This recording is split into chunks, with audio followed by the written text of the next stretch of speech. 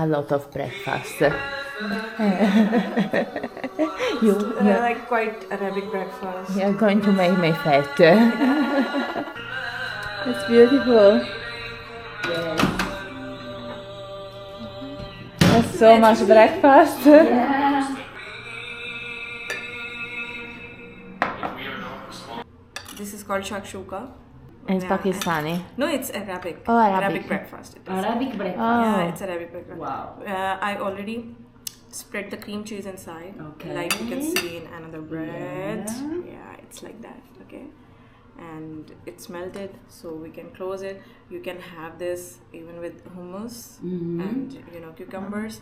And here you go. Oh, Thank you so much. So what is inside? It's inside is the cream cheese. No, inside. Inside, okay. Yeah. We saute the onions, then put tomatoes, and after that we put 2 eggs inside it, and we just stir it well, so that it make a batter like this. And then after that I put a little bit of olive oil and butter, and it's the coriander. Yeah. This is good. Interesting. It's and only a pinch of black pepper. Yeah. Thank you. It's ready. Bismillah. Thank you so much. Welcome. It's my pleasure. This is delicious. Numra is such a good chef. Thank you. Delicious, good. By the way, every single thing that she cooked us while we have been here was delicious.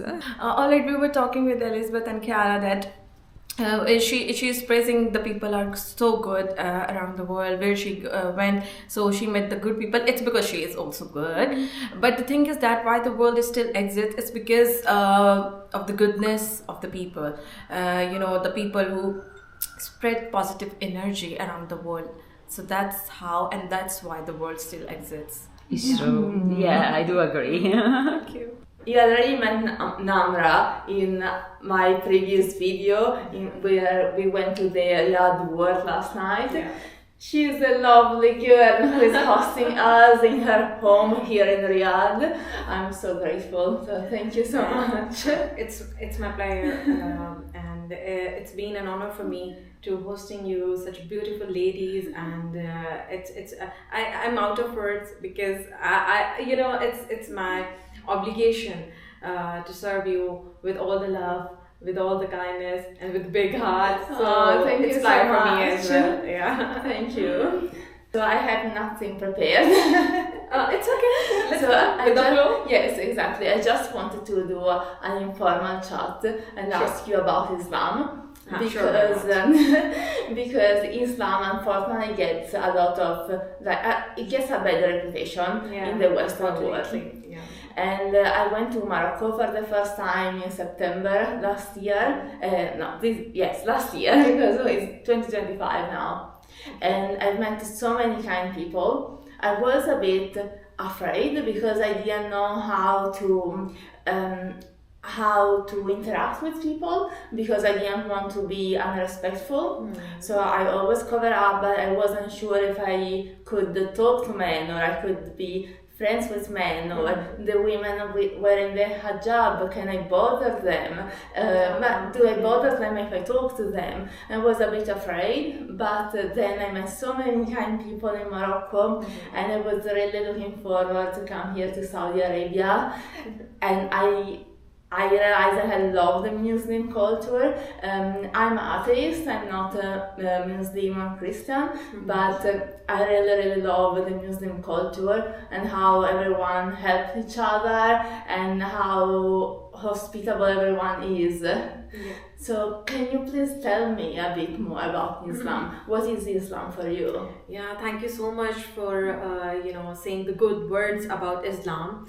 So Islam is a versatile religion which always talks about love, which always says to spread love, which always says to serve humanity with all the love and the kindness. So it's not harsh, but unfortunately it's the sad dilemma of our society that we portray that the Islam is kind of harsh and conservative kind of religion, but it is not. It's allowed women as like the men that they can work, they can go, they can explore. But yes, though Islam has sets the few fine lines for the women's and for both of man and women. So as you have mentioned that at first it was bothering you to interact with the hijabis. No, I didn't want to bother them. But at least you didn't. Yeah, because there is the good person inside you as well. Yeah, so who thinks about others. So I think so this is the only message of Islam that they want to give to the whole world, just to be kind and be loving with each other. This world's gonna end, but all what is remaining is the goodness. And because of the goodness this world is. Yeah. So some Muslim where I already asked you this question, so Please, I will just ask you to repeat. Please. But some Muslim women they don't wear a hijab. Some women they wear a hijab. Some women they wear the niqab, or some women they wear the burqa. So what is the difference? Okay, there is no such difference as for I wish that may Allah subhanahu wa ta'ala gives everyone the righteous path to be followed. I just wanna, if you don't mind, I really wanted to quote the verse from Quran Pak. It's like it's a little bit of explanation is that O women of believers and O wife of the Prophet Muhammad sallallahu alaihi wasallam, when you go outside, try to cover your chastity and your aura, so don't no one can harm you, no one can harass you, and you can be recognized, and Allah is the most merciful.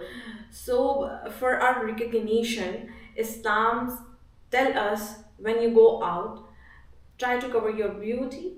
Yeah, because you are the precious, and the things which are precious are covered. Yeah, we covered them with something, so no one can harm them. So this is the perspective that in Islam they think that our women's, the Muslim women, the believers, they are the most precious creatures. So that's why Allah asked them to cover, Allah ordered them to cover. Yeah, if I'm talking about the one who doesn't care about to cover the hijab or wear at least abaya. The other category is wearing the hijab, and the third category you mentioned, it's like wear niqab. So there is still a conflict, and it's not the conflict, it's like some says that the Quran only says about to wear hijab, likewise I am practicing. Some says that it's better to cover your face as well. So it is up to the women, and which don't cover, I think so the message is that to cover at least. And yes, Islam is not about imposing, so it's the women's choice. At last, if you want to cover, you will be appreciated. If you don't, then you are answerable to your deeds, and you'll be rewarded in the end. Yes, I really want to make a good point out of this, because in the Western world, a lot of people think that it is your husband or your dad who makes you cover, and that it's mandatory to cover your hair. But you wear the hijab because you chose to wear the hijab. Yeah, exactly, yes. Because no one can impose you, nor your father, nor your brother. This is the misconception that Muslim females covered just because they have got order from their brother, husband or father. It's not like that. It's like that. It's the Quran, it's the order of God, it's the order of Allah that we are following. So yeah, come on hijabi, let's go. Allah hijabi, let's go party. And we are going to wear hijab to Chiara. Here we go. Da-da-da. Oh God. Okay.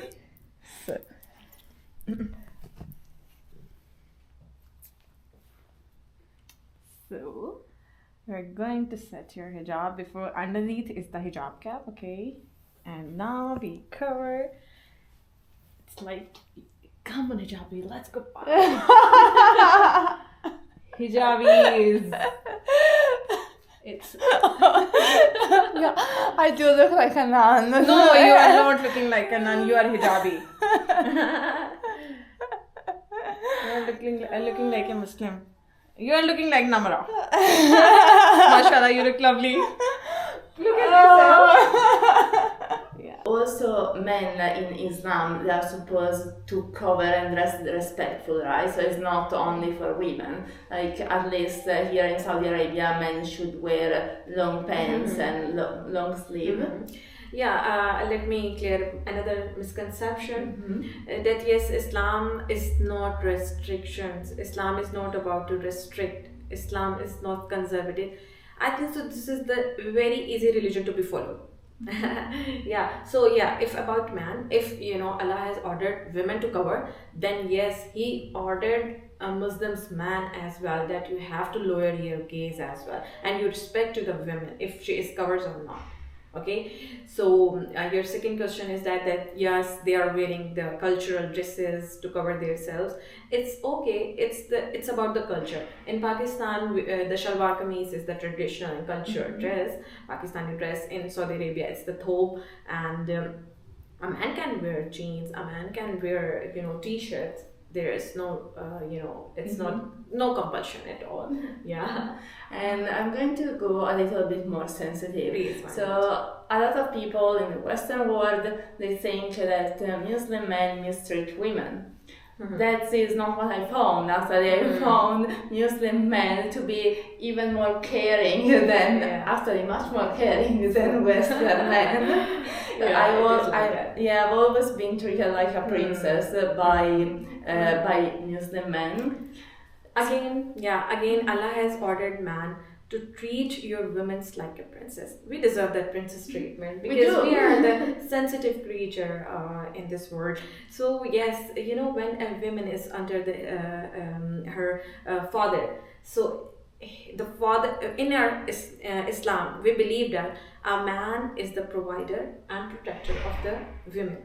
So he can provide you everything you need.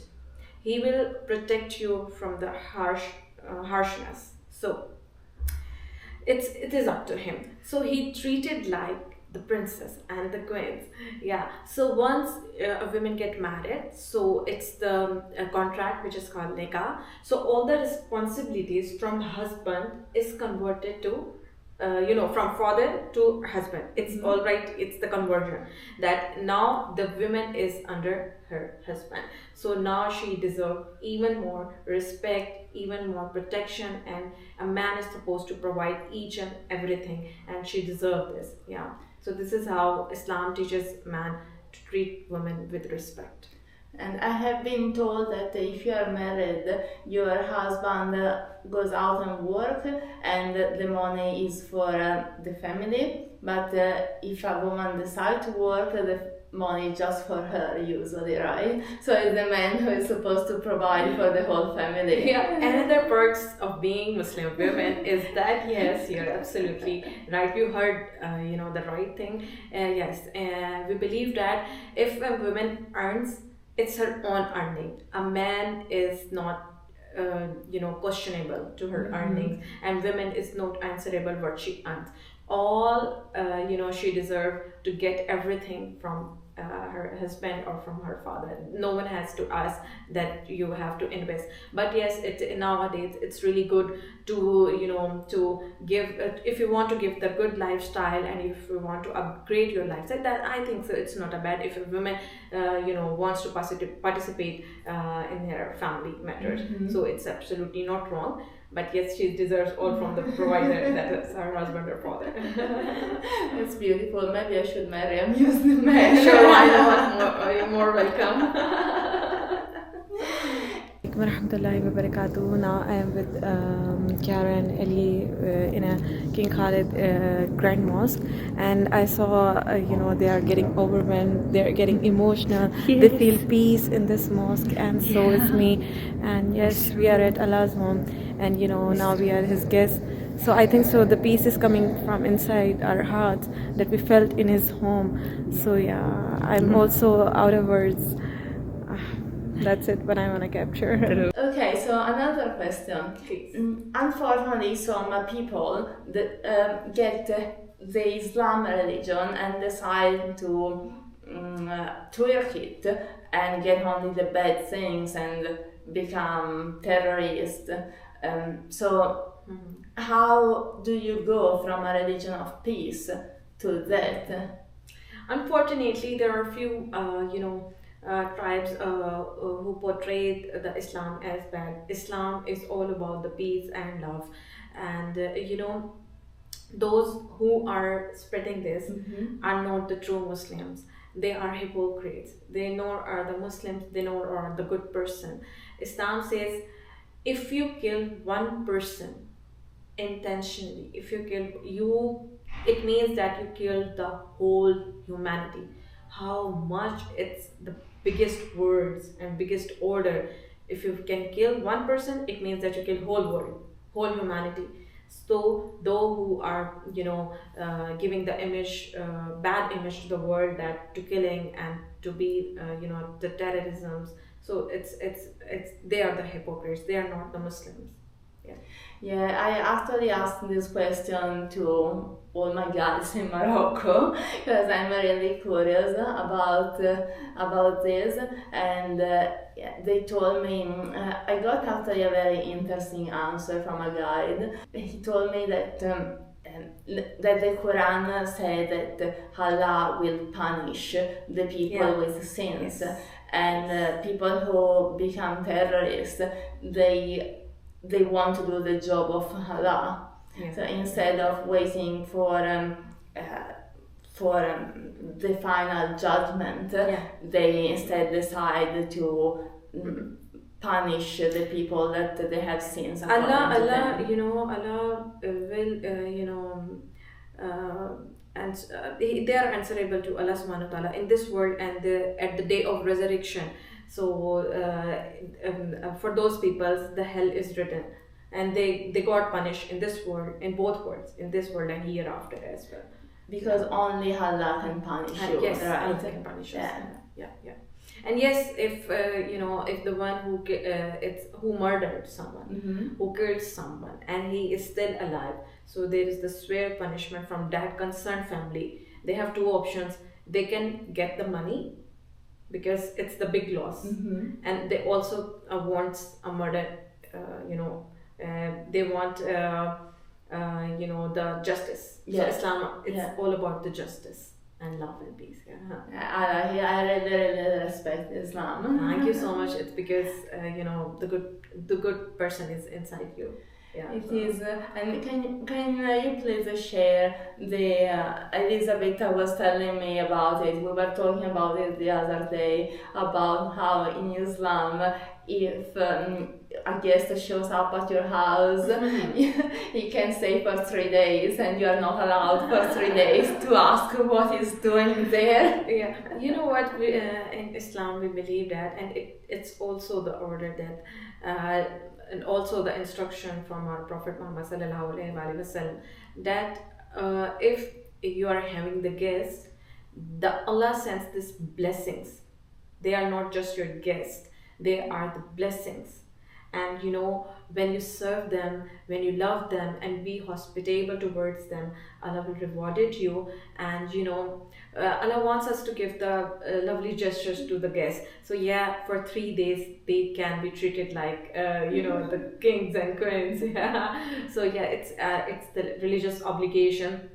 And in one of the hadiths, the Prophet Muhammad sallallahu alaihi wasallam said, if the guests are at your home, they are Allah subhanahu wa ta'ala sends continuous blessing to your in your provision, and when they go out, so they brings all the negativity and all the the bad things. If you have that I wish you can see that how much the bad things they are taking out.